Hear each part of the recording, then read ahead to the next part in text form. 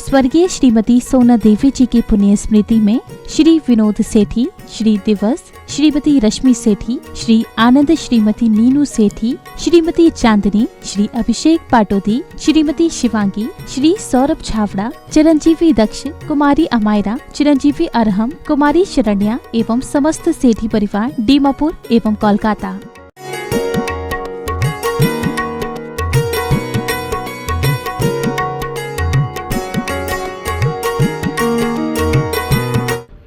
महानुभावों, विद्या बड़े कष्ट से आती है। विद्यार्थी अपने वर्ष भर में बहुत मेहनत पुरुषार्थ किया करता है, तब उसको ज्ञान की प्राप्ति हो पाती है, विद्या की प्राप्ति हो पाती है। विद्या को सुरक्षा करना जरूरी है। जैसे हम अपने घर के सामान की सुरक्षा करते हैं, यदि सामान की सुरक्षा नहीं करें तो घर को बर्बाद होने में देर नहीं लगेगी। इसी प्रकार से ये विद्या है। विद्याओं का संरक्षण करना, संवर्धन करना बहुत आवश्यक है। विद्या सुरक्षित कैसी हो, इसके लिए हमारे आचार्य भगवंतों ने 5 प्रकार का स्वाध्याय दिया। वाचना, प्रच्छना, अनुप्रेक्षा, आमनाय और धर्मोपदेश, ये 5 प्रकार का स्वाध्याय दिया है। जहाँ 5 प्रकार के स्वाध्याय से हमारा ज्ञान, हमारी विद्या निरंतर बनी रहती है, कभी भी नष्ट नहीं हो सकती। यदि थोड़ा सा भी प्रमाद हो गया तो विद्या नष्ट होने में देर नहीं लगती है। विद्या अनध्ययनात्, जहाँ अध्ययन नहीं होता है वहाँ पर विद्या बिसर जाया करती है, क्योंकि विद्या नष्ट होती है क्योंकि हमने अध्ययन नहीं किया। नष्ट होने का मतलब आदमी नष्ट नहीं होगा, विद्यार्थी नष्ट नहीं होगा, उसका ज्ञान लुप्त हो जाएगा। पान सड़े घोड़ा अड़े, विद्या बिसरी जाए, रोटी को फेरे नहीं, रोटी भी जल जाए। दुकानदार यदि पान के पत्तों को उलट पुलट नहीं करे तो पान ठीक नहीं रह सकते हैं। पान में सड़ांध पैदा होने लग जाती है, इसलिए दुकानदार दिन में कई बार पान को ऊंचे नीचे करता रहता है। यदि घोड़े को नहीं चलाएंगे तो घोड़ा जो है समय पर काम नहीं करेगा। जैसे कि आज की जनरेशन को देखें कि आज की जनरेशन जो है वह पैदल चलने में समर्थ नहीं हो पाती, थक जाती है। किलोमीटर 2 किलोमीटर चलती है और थक जाती है। तो जहाँ घोड़ा चलेगा नहीं तो समय पर वह युद्ध क्षेत्र में आपको धोखा दे देगा। यदि कुशल महिला यदि रोटी को पलटे नहीं, एक ही तरफ से रखें तो रोटी जलने में देर नहीं लगेगी। इसी प्रकार से विद्यार्थी विद्या को बार बार स्मरण नहीं करता है तो उसकी विद्या लुप्त हो जाती है।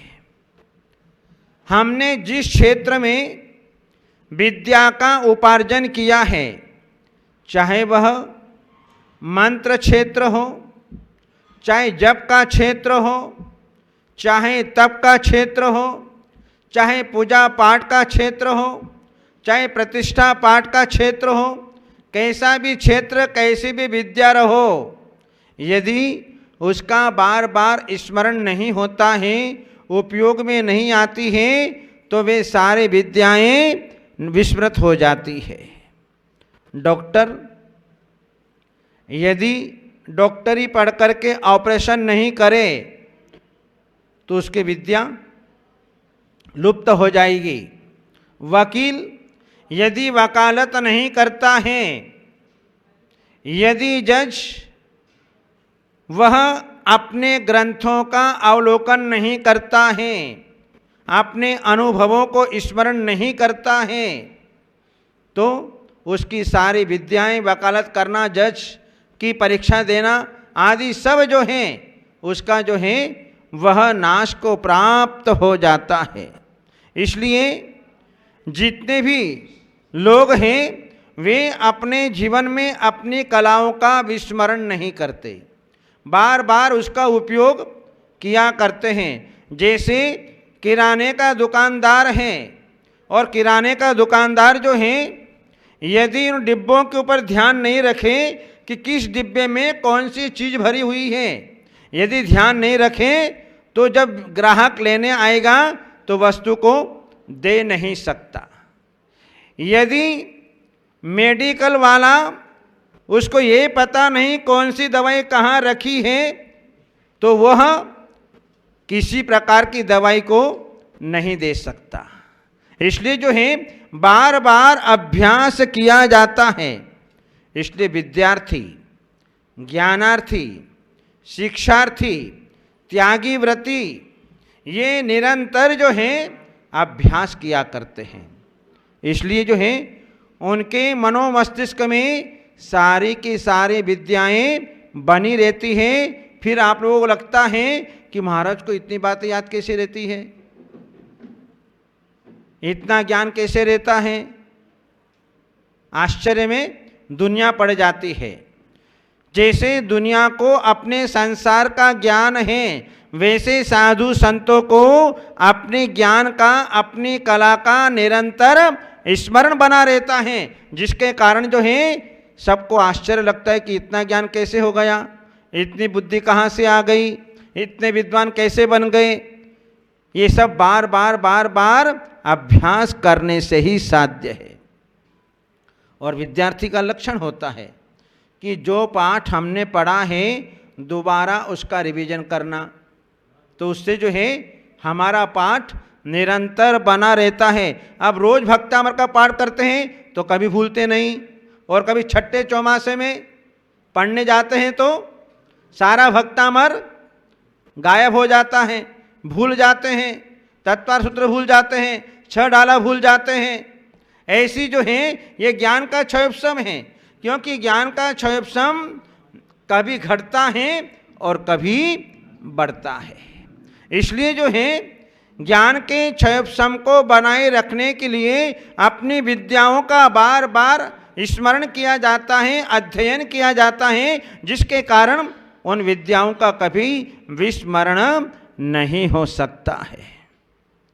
जहाँ बाल्य अवस्था में जो विद्या अर्जित की जाती है वो जीवन भर बनी रहती है, कभी नहीं भूलते। हमने बचपन अवस्था में दर्शन पाठ को याद किया, वो दर्शन पाठ जीवन के अंतिम समय तक हमको याद रहेगा।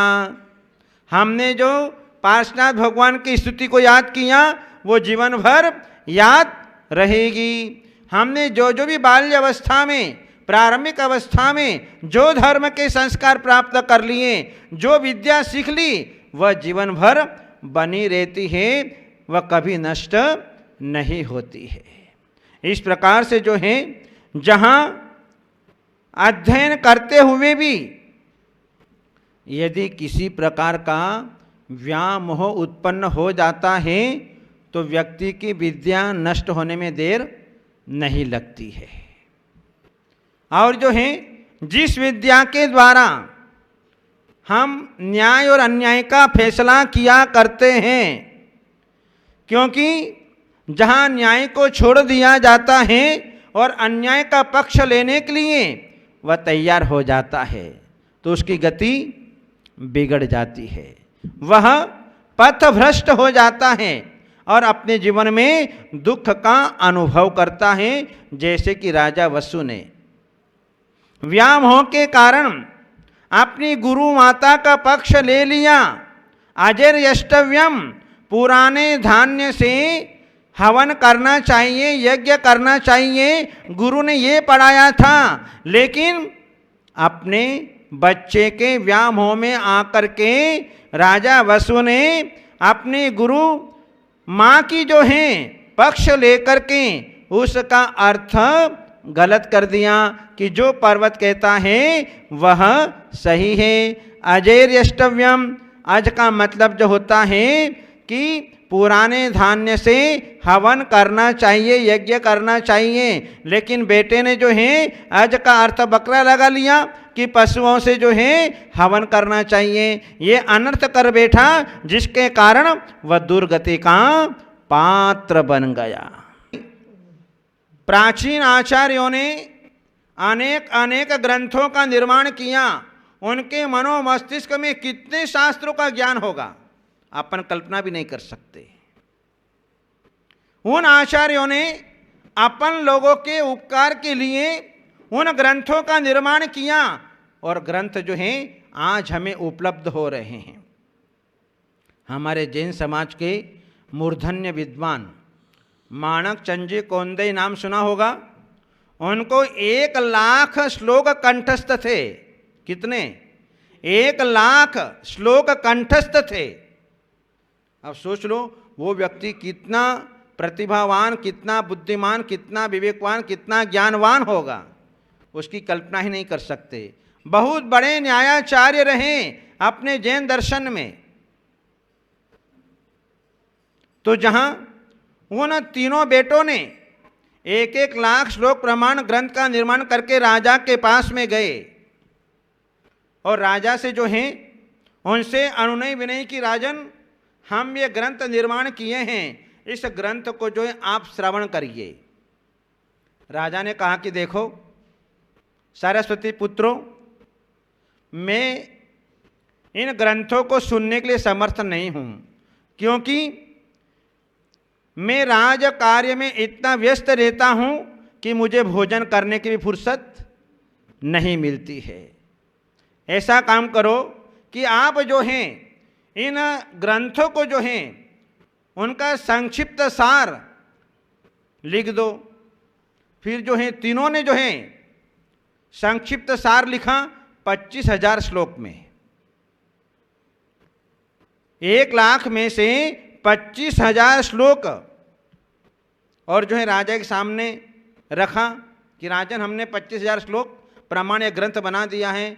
फिर भी राजन ने कहा कि राजन सरस्वती पुत्रों, ये जो है इतना 25,000 श्लोक पढ़ने का समय मेरे पास में कहाँ है, और संक्षिप्त करो। ठीक है, उन्होंने जो है फिर 1,000 श्लोक में उन्होंने जो है ग्रंथ का निर्माण किया, राजा के पास में ले गए। राजा ने कहा कि मैं इतना समय नहीं दे सकता और 1 लाइन में हमको सार समझा दो। जैसे कि पंडित प्रवर दौलत राम जी ने हमको 1 लाइन में सार समझा दिया।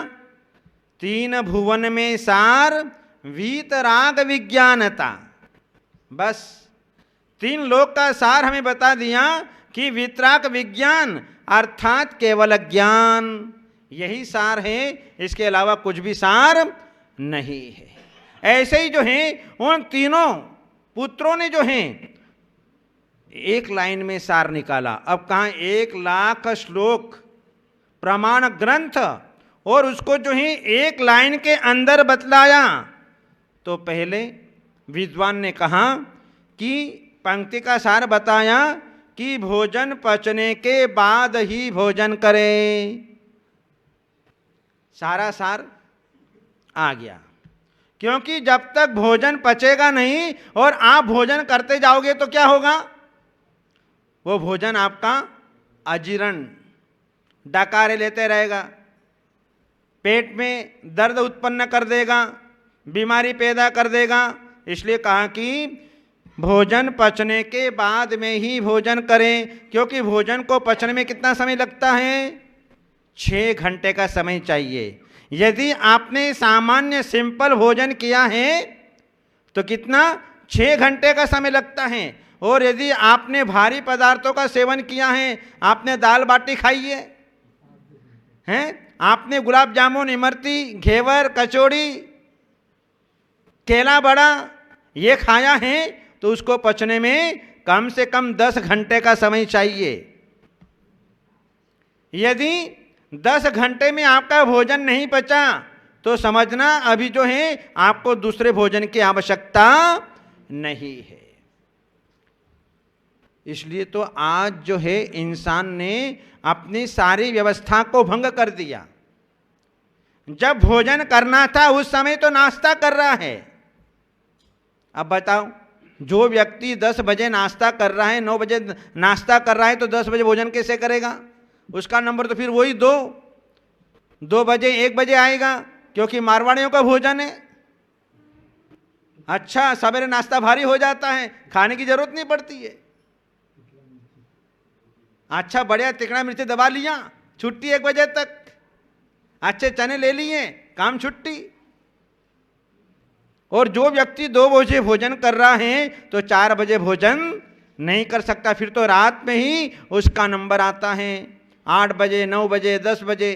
अब जो व्यक्ति 8 बजे 9 बजे भोजन कर रहा है और भोजन करने के बाद में सो जाता है, फिर क्या होगा? वो भोजन पचेगा ही नहीं, भोजन वैसा का वैसा पड़ा रहेगा और बीमारियां दुनिया भर की पैदा कर देगा। इसलिए उस विद्वान पुत्र ने कहा कि भोजन पचने के बाद ही भोजन करना चाहिए। राजा को बात अच्छी लगी और जो है राजा ने उन विद्वान की बात को सुन करके अपने जीवन में गांठ बांध ली कि जब तक भोजन नहीं पचे तब तक भोजन नहीं करेंगे। और यहाँ तो 50 बार कह देते हैं, तब भी है वैसे के वैसे चिकने घड़े ही रहेंगे। कितना भी पानी डाल दो, है वैसे के वैसे ही रहेंगे। अच्छा, फिर दूसरे विद्वान ने कहा, दूसरे बेटे ने कहा कि राजन, एक श्लोक में सारा सार आ गया कि दया करना ही सबसे बड़ा धर्म है। और राजाओं का धर्म होता है, क्योंकि राजा दयालु होता है, न्यायप्रिय होता है। वह किसी भी प्राणी को बिना प्रयोजन किसी को कष्ट नहीं देता है। ये जो है उस राजा का जो है धर्म होता है। तो दया करना सबसे बड़ा धर्म है और आराध्य देव के प्रति श्रद्धा भक्ति रखना। इस प्रकार से उन्होंने एक एक लाइन में जो है ये विद्या अध्ययन का फल बतलाया। राजा ने उनका बहुत सम्मान किया और जब सम्मान हुआ, जब घर पर आया और घर पर आने के उपरांत पिता ने कहा अपने चौथे बेटे से कि बेटा तू भी आज पढ़ लेता तो राजा के द्वारा सम्मान को प्राप्त होता। इसलिए जो है जब विद्या अध्ययन की जाती है तो बार बार उसका स्मरण किया जाता है, जिसके कारण वह अपने जीवन में किसी प्रकार का कष्ट, किसी प्रकार का दुख उसके जीवन में न आए। इसलिए जो ये बार बार अभ्यास किया जाता है और अभ्यास से प्राणी अपने जीवन में दुनिया के किसी भी कोने में चला जाए तो वहाँ पर सुख ही सुख प्राप्त करता है। इसलिए जहाँ अध्ययन नहीं होता है वहाँ विद्या समाप्त हो जाती है। इन्हीं मंगल विभावनाओं के साथ बोलो कल्याण कल्पतरु श्रेयांसनाथ भगवान की।